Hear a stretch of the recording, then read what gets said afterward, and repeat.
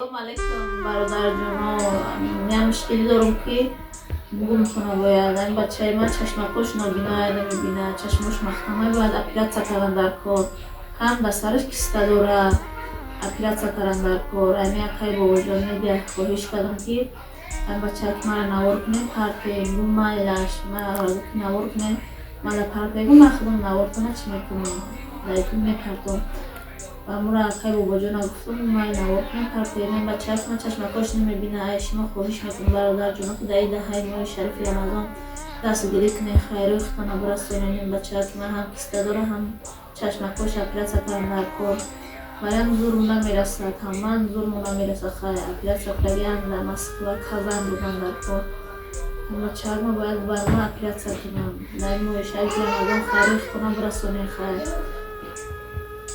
نمره دوشم بیستیم 905 72 98 98. همین بچه هم پیش لگه خیلی کار کردن نمیتونم خیلی دائمی نگاه میکنم 2 سالش شکسته اینا راه گشته نمیتونه، هم نمیشینه هم چوغوار نمیروه.